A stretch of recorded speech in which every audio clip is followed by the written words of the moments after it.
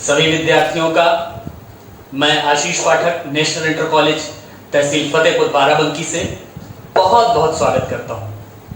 प्रिय विद्यार्थियों, सीखने और सिखाने की ये अनवरत परंपरा तकनीक के माध्यम से आपके साथ जुड़कर बहुत अच्छे से चल रही है और निश्चित रूप से आज भौतिक विज्ञान की ये जो कक्षा आपके साथ मैं शुरू करने जा रहा हूं, इसमें एक बार फिर से हम लोग बहुत आनंद के साथ और बहुत मन के साथ पूरी तन्मयता से आज के विषय को सीखेंगे, जानेंगे, चर्चा करेंगे। विद्यार्थियों, हम लोगों ने इसके पूर्व जब भौतिक विज्ञान की कक्षाएं आपसे चर्चा में साझा की तो उसमें हमने अभी तक 2 अध्याय पढ़े। पहला वैद्युत आवेश एवं क्षेत्र और दूसरा जो हमारा अध्याय था वो स्थिर वैद्युत विभव एवं धारिता। निश्चित रूप से इन दोनों अध्यायों में हम लोगों ने स्थिर विद्युतिकी के बहुत से महत्वपूर्ण टॉपिक्स को कवर किया। आज हम लोग तृतीय अध्याय की ओर अग्रसर होंगे, लेकिन तृतीय अध्याय पर अग्रसर होने के पूर्व मैं आपसे ये बताना चाहता हूं कि हम लोगों ने जो पिछले 2 अध्यायों में चर्चा की है, विशेष रूप से मैं प्रथम अध्याय की अगर बात करना चाहूं, वैद्युत आवेश एवं क्षेत्र, तो उसमें हमने आवेश की अवधारणा को समझा, फिर कूलाम के नियम के जरिए 2 आवेशों के मध्य बल को समझा, विद्युत क्षेत्र को जाना और फिर विद्युत क्षेत्र में तमाम से ऐसे हमारे जो और प्रकरण थे उनको जाना, जैसे कि वैद्युत द्विध्रुव अगर विद्युत क्षेत्र में हो तो उसके कारण किस तरीके की स्थितियां आती हैं, उनसे हम परिचित हुए। निश्चित रूप से हमने विद्युत क्षेत्र रेखाओं के बारे में भी जाना, लेकिन इन सब के साथ एक बात तय थी कि हमारे प्रथम अध्याय में चाहे कूलाम का नियम हमने लिया हो, चाहे अन्य प्रकरणों को लिया हो, हमारे वो आवेश स्थिर थे। क्योंकि कूलाम के नियम पर भी अगर आप अपना ध्यान ले जाएं तो वो नियम ही तो स्थिर बिंदु आवेशों के लिए प्रतिपादित किया गया। अब जब हम तृतीय अध्याय पर आते हैं जिसका विवरण है, जिसका शीर्षक है विद्युत धारा, तो यहां इस अध्याय में हम लोग आवेश को गतिमान करेंगे और गतिमान आवेश विद्युत धारा को जन्म देगा। तो आइए सबसे पहले ये जानते हैं कि आज हमको किन किन शीर्षकों पर इस कक्षा में चर्चा करनी है। तो विद्यार्थियों, सबसे पहला जो आज शीर्षक मैं आपके साथ इस कक्षा में चर्चा करने वाला हूं वो इस पाठ का ही शीर्षक है विद्युत धारा। आप देख सकते हैं विद्युत धारा प्रथम शीर्षक है जिस पर मैं आपसे चर्चा करूंगा, और जो दूसरा शीर्षक मैं आपसे चर्चा करूंगा वो है चालक में विद्युत धारा, और उसी के साथ तृतीय शीर्षक मैं उसके आगे जो आपसे चर्चा करूंगा उसको आपने पहले भी पूर्व कक्षाओं में भी उसका नाम सुना है। बिल्कुल आप सही अंदाजा लगा रहे हैं, ओम का नियम बहुत महत्वपूर्ण विषय है, बहुत महत्वपूर्ण प्रकरण है। इस शीर्षक को भी हम जानेंगे, समझेंगे विधिवत तरीके से आज, और उसी से जुड़ी हुई 2 और हमारे मुख्य परिभाषाएं, 2 अवधारणाएं, एक धारा घनत्व की और एक चालकता की। ये इतनी चीजों की चर्चा आज हम सब इस कक्षा में करेंगे। तो चलिए चलते हैं अपने पहले शीर्षक की ओर जो है विद्युत धारा। तो आइए हम शुरू करते हैं विद्युत धारा के बारे में चर्चा करने को। विद्यार्थियों, अभी मैंने आपसे कहा कि गतिमान आवेश विद्युत धारा का निर्माण करते हैं। प्रकृति में हमने इस प्रकार की विद्युत धारा का अनुभव किया होगा और उसका एक उदाहरण है वो घटना जिसको हम तड़ित के नाम से जानते हैं, जिसको हम इंग्लिश में लाइटनिंग कह सकते हैं, जिसमें आपने देखा होगा कि बहुत तेजी से हमको एक रोशनी दिखाई देती है और जिसको सामान्य भाषा में बिजली गिरना कहते हैं। तो ये जो तड़ित की घटना है, इस तड़ित की घटना में आवेश क्या होता है, बादलों से वायुमंडल के थ्रू होकर पृथ्वी तक आता है और कभी कभी इसके परिणाम बहुत भयंकर होते हैं। लेकिन इस घटना में आवेश का प्रवाह स्थायी नहीं होता है। लेकिन अगर हम कुछ और घटनाओं की बात करें, कुछ और चर्चा करके हम आपसे बात करें, जैसे कि टॉर्च की बात करें, जैसे कि हम आपसे बात करें सेल से चलने वाली घड़ियों की, तो उनमें आवेश का प्रवाह उसी प्रकार से होता है जैसे नदियों में जल प्रवाहित होता है। तो आज हम कुछ ऐसे ही स्थायी और अपरिवर्ती धारा के बारे में चर्चा करेंगे। तो इस चर्चा को आगे बढ़ाते हैं और मानते हैं, कल्पना करते हैं कि आवेश प्रवाह के लंबवत एक लघु क्षेत्रफल रखा हुआ है और इस लघु क्षेत्रफल ये आवेश प्रवाह के लंबवत है और इस लघु क्षेत्रफल से समय अंतराल स्मॉल टी में प्रवाहित होने वाला नेट अग्रगामी आवेश, यहां ध्यान देंगे मैंने कहा है नेट अग्रगामी धन आवेश, बल्कि इसको कहें नेट अग्रगामी धन आवेश। इसका क्या तात्पर्य है नेट अग्रगामी धन आवेश? इसका अर्थ ये है कि धन आवेश इधर भी अग्रगामी भी होंगे, इधर पीछे की ओर भी जा रहे होंगे, बैकवर्ड भी मूव कर रहे होंगे। इनका जो नेट अग्रगामी धनावेश है वो क्या हो, वो प्लस क्यू हो और इसी प्रकार से इसी क्षेत्र से गुजरने वाला अग्रगामी नेट ऋणावेश माइनस क्यू हो।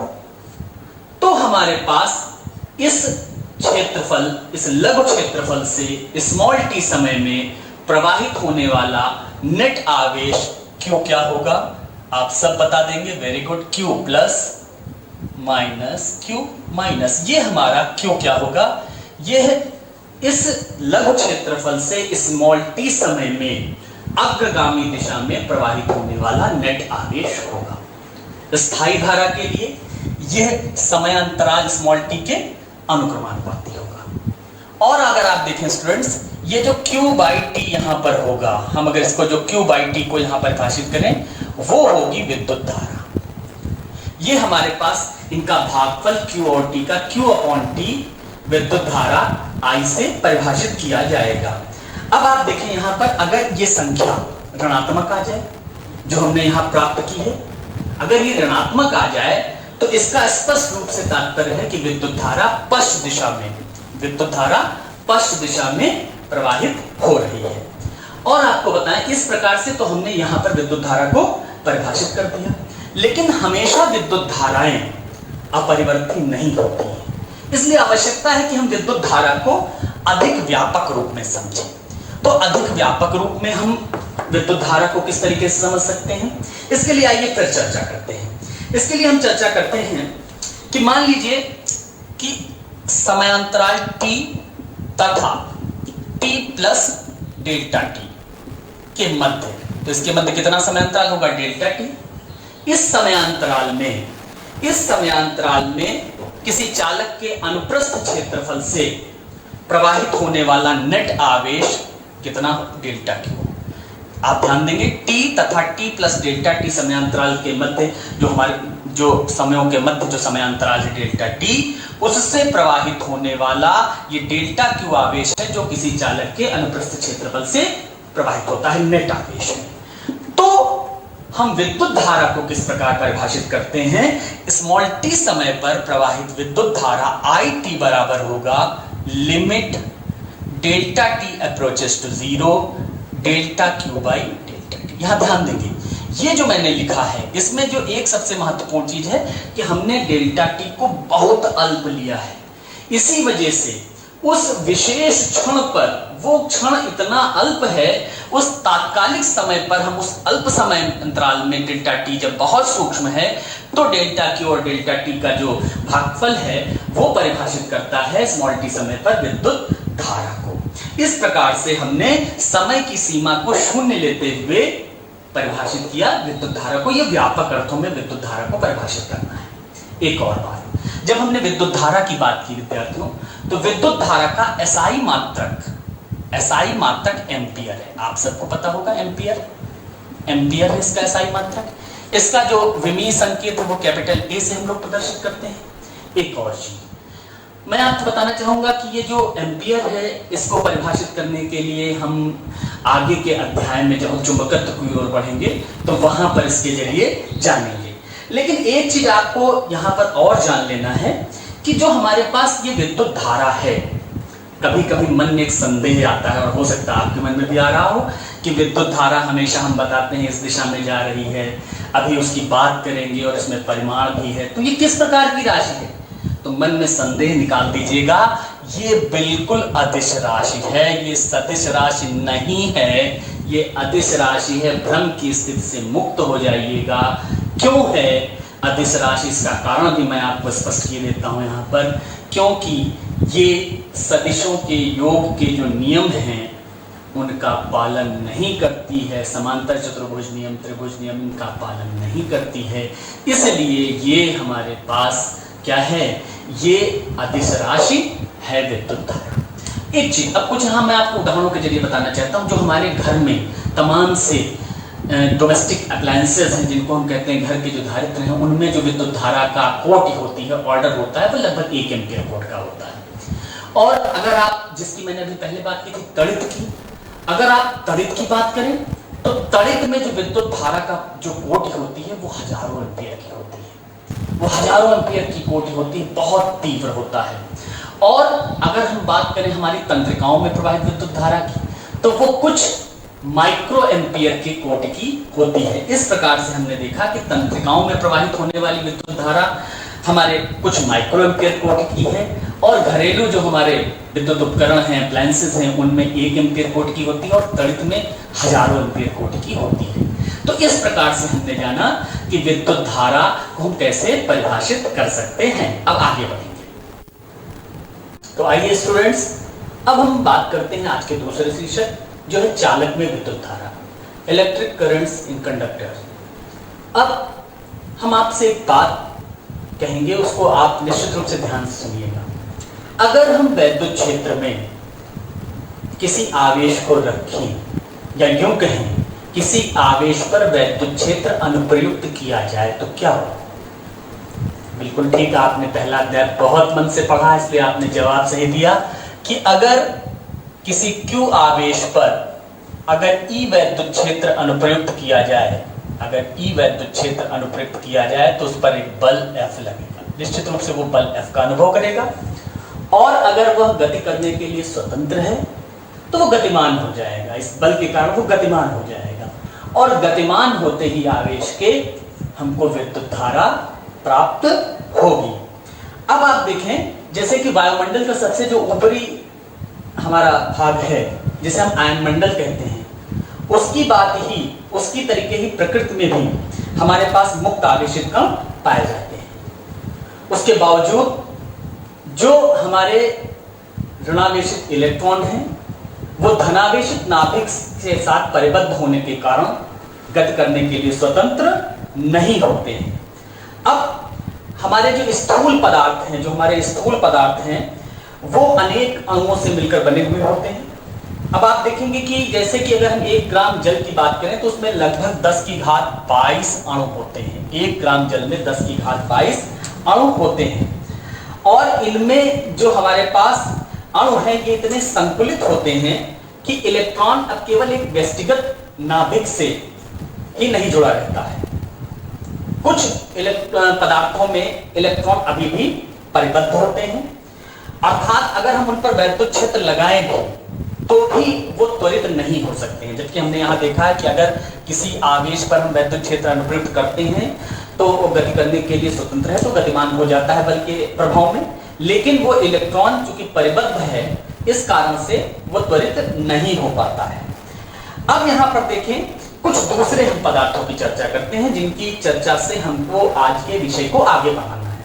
कुछ दूसरे पदार्थ, विशेषकर धातुएं, अगर हम मेटल्स की अगर हम बात करें, मेटल्स में क्या होता है, कुछ इलेक्ट्रॉन स्थूल पदार्थ के भीतर वास्तविक रूप से गति करने के लिए स्वतंत्र होते हैं। वे स्थूल पदार्थ के भीतर मूव कर सकते हैं, इलेक्ट्रॉन्स जो होते हैं, और ऐसे पदार्थों को हम सामान्यतः कंडक्टर या चालक कहते हैं। तो ये जो चालक हैं, इनमें अगर हम विद्युत क्षेत्र अनुप्रयुक्त करते हैं तो निश्चित रूप से हमको विद्युत धारा प्राप्त होती है, वहां पर विद्युत धारा उत्पन्न हो जाती है। अब हम किसी ठोस चालक पर विचार करें, सॉलिड हमारा कंडक्टर, उस पर विचार करें, तो वास्तव में इसमें परमाणु एक दूसरे के इतने निकट आबद्ध होते हैं, एक दूसरे से बहुत सन्निकट होते हैं, जिसके कारण से जो हमारा ऋण आवेशित इलेक्ट्रॉन है वही विद्युत धारा को वहन करता है, वही विद्युत धारा को कैरी करता है, इलेक्ट्रिक करंट को। हालांकि अन्य प्रकार के भी चालक हो सकते हैं, जैसे कि विद्युत अपघटनी विलयन, जिसमें धनावेश और ऋणावेश दोनों गति कर सकते हैं, लेकिन हमारे ठोस चालकों में केवल इलेक्ट्रॉन ही विद्युत धारा का वहन करते हैं। और हम आज जो चर्चा करेंगे वो ठोस चालकों पर ही केंद्रित रखेंगे, जिसमें स्थिर जो हमारे धनायन हैं उनकी पृष्ठभूमि में जो हमारे इलेक्ट्रॉन हैं ऋणावेशित, वही विद्युत धारा का वहन करेंगे। तो आइए इसमें थोड़ा सा और आपसे बात करते हैं। तो सबसे पहले हम एक ऐसी स्थिति की आपसे चर्चा करेंगे, एक ऐसी प्रकरण पर चर्चा करेंगे जहां पर कोई विद्युत क्षेत्र उपस्थित नहीं है, अर्थात चालक में कोई भी विद्युत क्षेत्र उपस्थित नहीं है। तो वहां पर इलेक्ट्रॉनों की जो गति होगी, जैसा कि मैंने कहा गति करने के लिए स्वतंत्र तो है, लेकिन वो तापीय गति होगी, वो थर्मल मोशन होगा उनका। तो जो तापीय गति करते हुए वो आप जो उनके पास जो संबद्ध आयन हैं, आबद्ध जो आयनों हैं उनसे टकराएंगे। इलेक्ट्रॉन जो हैं वो टकराएंगे आयन से टकराएंगे। अब टकराने के बाद क्या होगा, संघट्ट होगा। संघट्ट के बाद इलेक्ट्रॉन की चाल अपरिवर्तित रहेगी, चाल नहीं बदलेगी। अब जब चाल नहीं बदलेगी, लेकिन आपको यह भी पता है कि इसकी दिशा पूरी तरीके से यादृच्छिक होगी या रैंडम होगी, अर्थात टकराने के बाद उनके गति की कोई प्रेफरेंशियल डायरेक्शन नहीं होगी, कोई अधिमानित दिशा नहीं होगी कि इलेक्ट्रॉन टकराने के बाद किस दिशा में जाएगा। तो जब ऐसा है, ऐसा हमने जब अंदर चल रहा होगा तो हम ये समझ जाएंगे कि किसी एक विशेष दिशा में, किसी एक पर्टिकुलर डायरेक्शन में जो इलेक्ट्रॉन जा रहे हैं और जो उसकी विपरीत दिशा में गतिमान है इलेक्ट्रॉन, अगर हम इनको देखेंगे इनकी संख्या लगभग बराबर होगी, जिसके कारण से कोई नेट धारा प्राप्त नहीं होगी, क्योंकि कोई प्रेफरेंशियल डायरेक्शन नहीं। किसी एक विशेष दिशा में आगे की ओर जितने इलेक्ट्रॉन जा रहे होंगे उतने ही इलेक्ट्रॉन वापस पीछे की ओर आ रहे होंगे, तो हमारे पास वहां पर नेट आवेश शून्य हो जाएगा, जिसके कारण हमको वहां पर कोई भी नेट धारा प्राप्त नहीं होगी। अब आइए बात करते हैं उसके आगे की। अभी तो हमने कहा था कोई विद्युत क्षेत्र नहीं है, तो आइए अब विद्युत क्षेत्र की बात करते हैं। अब हम चित्र में भी देख सकते हैं कि हम क्या कर सकते हैं। तो सबसे पहले हम किसी चालक के किसी टुकड़े पर कोई विद्युत क्षेत्र अनुप्रयुक्त करते हैं, उसके जरिए देखें क्या हो सकता है। तो आप यहां देखेंगे कि एक R त्रिज्या का आपको दिखाई देगा, R त्रिज्या का एक बेलनाकार चालक है जिसकी हम कल्पना कर रहे हैं, जो आपको दिखाई भी दे रहा होगा। अब इस जो बेलनाकार चालक है, इसमें परावैद्युत पदार्थ की दो पतली वृत्ताकार जो हमारे पास डिस्क हैं, चकतियां जिनको हम कह सकते हैं, उनको लिया गया, जिनकी त्रिज्याएं इसी बेलन की त्रिज्या के बराबर हैं। और उन चकतियों में एक पर प्लस क्यू आवेश और दूसरे पर माइनस क्यू आवेश, इन हमारे पास, और ये जो प्लस क्यू और माइनस क्यू आवेश इन चकतियों पर समान रूप से वितरित है। इनको बेलन के दोनों चपटे पृष्ठों से जोड़ दिया जाता है, चित्र में आप देख सकते हैं। तब क्या होगा, एक तरफ हमने प्लस क्यू समान वितरित आवेश वाली चकती को जोड़ा है, दूसरी तरफ माइनस क्यू समान रूप से वितरित आवेश वाली चकती को जोड़ा है, जिससे कि एक विद्युत क्षेत्र उत्पन्न होगा इस बेलनाकार जो हमारा चालक है, जिसकी दिशा क्या होगी, बिल्कुल सही आपने बताया, धन आवेश से ऋण आवेश की ओर इसकी दिशा होगी, पॉजिटिव से निगेटिव की ओर इसकी दिशा होगी। जो विद्युत क्षेत्र यहां पर हमको उत्पन्न हुआ प्राप्त होगा। और इस विद्युत क्षेत्र के कारण जो विद्युत क्षेत्र अब अंदर उत्पन्न हुआ है, जिसकी दिशा आप देख भी सकते हैं, कैपिटल ई आपको दिखाई गई है, इस विद्युत क्षेत्र के कारण इलेक्ट्रॉन जो हैं वो प्लस क्यू की ओर त्वरित होंगे। आप जानते हैं इलेक्ट्रॉन ऋणावेशित कण है, तो वो प्लस क्यू की ओर त्वरित होगा। इस प्रकार से वो इलेक्ट्रॉन जो त्वरित होंगे वो आवेशों को उदासीन करने के लिए गति करेंगे, और जब तक इलेक्ट्रॉन का प्रवाह होगा तब तक हमको विद्युत धारा भी मिलती रहेगी, विद्युत धारा बनी रहेगी। लेकिन ये लंबे समय तक नहीं होगा, क्योंकि बहुत जल्दी सारे जो हमारे हैं आवेश उदासीन हो जाएंगे और हमको विद्युत धारा मिलना बंद हो जाएगी। अगर हम चाहते हैं कि ऐसी युक्तियों की कल्पना करें जिनसे हमको स्थायी रूप से आवेश मिलता रहे, तो हम ऐसी कल्पना कर सकते हैं कि बेलन के सिरों पर हमको गतिमान इलेक्ट्रॉनों के द्वारा जो उदासीन किए गए आवेश हैं उनको नए आवेशों से हम प्रतिस्थापित करते रहें, उनकी नए आवेशों से पूर्ति होती रहे। अगर ऐसी हम कुछ व्यवस्था कर पाएं तो हमारे पास इस चालक में एक परमानेंट स्थायी विद्युत क्षेत्र स्थापित हो जाएगा, जिसके परिणाम स्वरूप जो हमको एक धारा, विद्युत धारा मिलेगी, वो अल्पावधि की नहीं होगी, वो शॉर्ट ड्यूरेशन की नहीं होगी, बल्कि एक सतत विद्युत धारा प्राप्त हो जाएगी। इस प्रकार से जो स्थायी विद्युत धारा या स्थायी विद्युत क्षेत्र प्राप्त करने के लिए जो हमको युक्तियां हैं उनको हम क्या कहते हैं, उनको विद्युत सेल या बैटरियां कहते हैं, जो स्थायी विद्युत क्षेत्र उत्पन्न करती हैं। विद्युत सेल या बैटरियां, इनसे हम स्थायी विद्युत क्षेत्र उत्पन्न करते हैं और हमको स्थायी विद्युत धारा प्राप्त होती है। हम इसके बारे में आगे चर्चा करते रहेंगे। अब फिलहाल हम इस चालक में विद्युत धारा के उपरांत अगले शीर्षक की ओर बढ़ेंगे, जो बहुत महत्वपूर्ण शीर्षक है। तो आइए चलते हैं अगले शीर्षक की ओर। तो विद्यार्थियों, हम लोग ओम के नियम की चर्चा करते हैं, बहुत महत्वपूर्ण है, इसलिए बहुत ध्यान से देखिएगा। सबसे पहले इसके कथन से आपको परिचित कराते हैं कि यदि किसी चालक से होकर कैपिटल आई विद्युत धारा प्रवाहित हो रही हो और उस चालक के सिरों का विभवांतर कैपिटल वी हो, तो ओम का नियम यह कहता है कि जो ये वी है विभवांतर अनुक्रमानुपाती आई होगा। इस प्रोपोर्शनलिटी रिलेशन को इक्वलिटी में लाने के लिए हम एक कांस्टेंट लेते हैं हमेशा की तरह, और वो कांस्टेंट यहाँ हमने आर लिया है, और इसी आर को जो ये हमारे पास समानुपातिक स्थिरांक है, इसको हम कहते हैं प्रतिरोध। इसे हम चालक का प्रतिरोध कहते हैं। तो हमारे पास वस्तुतः जो संबंध ओम के नियम से हमको प्राप्त होता है वो V बराबर आई आर प्राप्त होता है, और ये आर क्या है, चालक का प्रतिरोध है। इसका मात्रक जो है ओम, चूंकि ओम ने ही ये नियम प्रतिपादित करा था, उन्हीं के नाम पर ओम दिया जाता है। इसको इस संकेत से व्यक्त करते हैं। और यहाँ पर आपको ये भी बता दें कि अगर आप यहाँ से देखेंगे तो R बराबर V अपॉन आई आएगा। तो ये जो वोल्ट प्रति एम्पियर है, इसी को हमने ओम कहा है, वोल्ट प्रति एम्पियर। ये हमारे पास क्या है, ये ओम का नियम है, बहुत महत्वपूर्ण है, इसको हम सबको जानना है। अब आप देखें कि हम यहाँ पर कुछ चीजें और आपसे चर्चा कर लें कि चालक को प्रभावित करने वाले कारक कौन कौन से। प्रतिरोध तो हम जान गए आर होता है, उसको प्रभावित करने वाले कारक कौन कौन से हैं, इन पर चर्चा करते हैं। सबसे पहली बात, किसी भी चालक की जो लंबाई होती है, आप चित्र में देख रहे हैं, एक एल लंबाई का और ए परिक्षेत्र क्षेत्रफल का, अनुप्रस्थ काट क्षेत्रफल का एक चालक प्रदर्शित किया गया है। तो जो चालक की लंबाई होती है कैपिटल आर, जो कैपिटल चालक की लंबाई स्मॉल एल होती है, माफ कीजिएगा, वो प्रतिरोध आर के अनुक्रमानुपाती होती है, आर अनुक्रमानुपाती एल।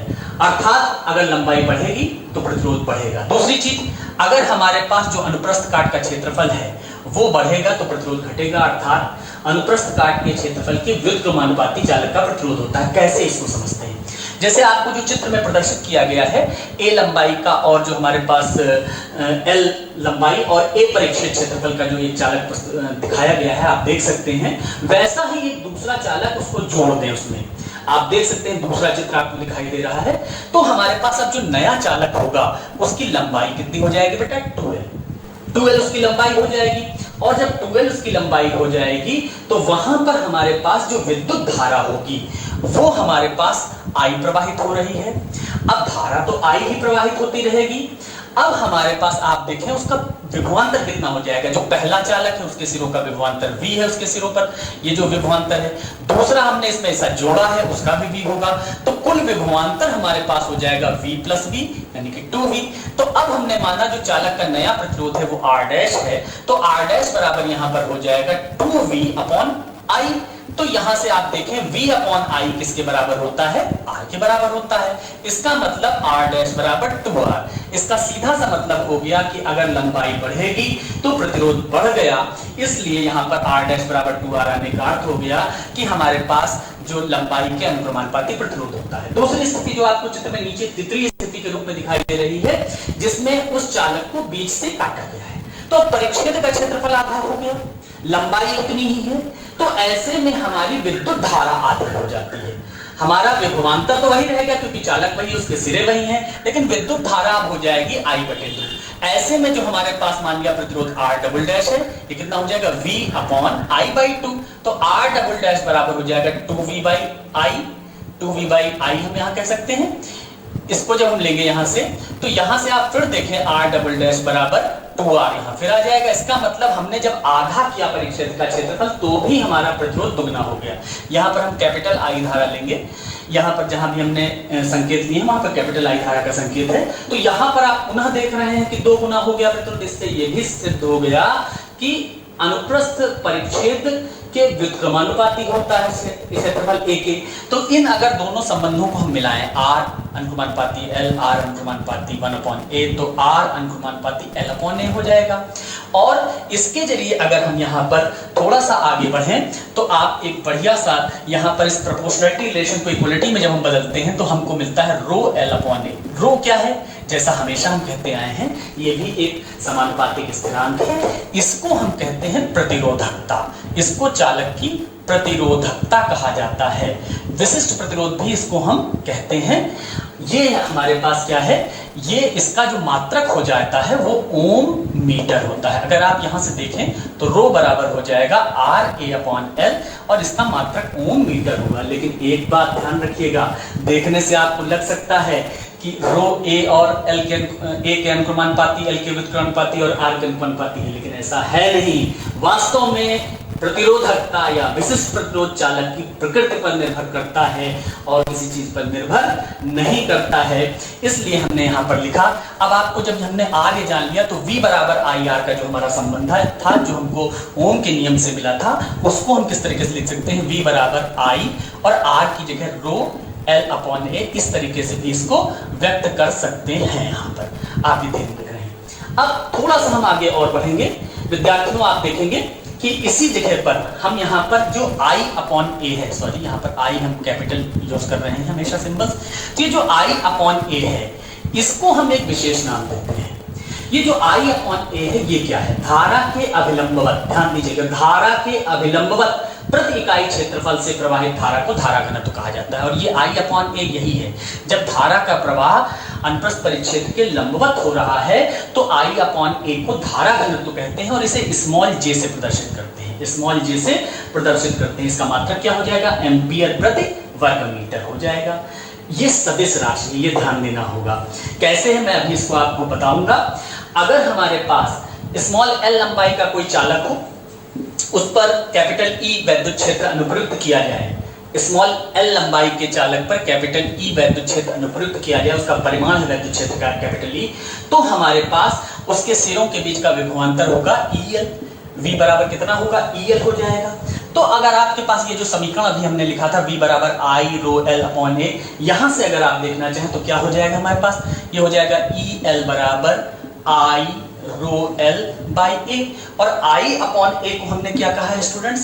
अभी आपने देखा है I/A को हमने J कहा है, तो EL बराबर हमारे पास आ जाएगा J, EL बराबर आ जाएगा J रो L, ये हमारे पास आ जाएगा। यहां से अगर आप देखें तो E बराबर हमारे पास आ गया J रो, ये हमारे पास आ गया। इसको सदिश रूप में अगर हम लिखना चाहें तो सदिश E, ये हमारे पास इलेक्ट्रिक फील्ड है, बराबर ये हमारे पास आ गया। यहाँ जो धारा घनत्व की दिशा होती है ये वास्तव में जो हमारा वेक्टर है, ये इलेक्ट्रिक फील्ड वेक्टर है, इसी की दिशा में होती है। हम इसको इस तरीके से भी लिख सकते हैं, ये जो हमारा सदिश J होगा ये हमारे पास किसके बराबर होगा? ये हमारे पास हो जाएगा J वेक्टर E बटे मॉड E के बराबर, ये समतुल्य हो जाएगा। इसको आप इस तरीके से व्यक्त कर सकते हैं। यहाँ पर एक चीज और आप देखें कि ये जो हमारे पास ये जो संबंध आया है vector E equal to vector J और यहाँ पर रो आया है, इसको हम एक और तरीके से व्यक्त कर सकते हैं। इसको अगर आप व्यक्त करेंगे तो यहाँ पर जो 1/रो है इसको हम सिग्मा से व्यक्त करते हैं, इसको हम चालकता कह देते हैं। तो अगर आप यहाँ पर उस तरीके का संबंध देखेंगे तो E/रो इक्वल टू J हो जाएगा। तो यहां से हमने कहा 1/रो सिग्मा के बराबर होता है, छोटा सिग्मा, तो यहां पर हम इसको कह सकते हैं sigma E equal to J। ये भी एक समीकरण हमारे पास हो जाता है। यहां से थोड़ा सा हमको ध्यान देना होगा। अब आज का ये जो कक्षा का जो नियमित क्रम है उसको विराम देने से पहले आपके लिए अभ्यास कार्य, आप घर पर अभ्यास करें। इसके लिए एक प्रश्न है आपके लिए, आप उसको स्क्रीन पर देख सकते हैं कि यदि किसी चालक के सिरों के मध्य का विभवांतर V 220 वोल्ट हो और उस चालक से होकर जो धारा प्रवाहित हो रही हो I वो 5 एम्पियर की हो, तो उस चालक का प्रतिरोध कितना होगा ये आप ज्ञात करेंगे। ओम के नियम को दोबारा से आप अपने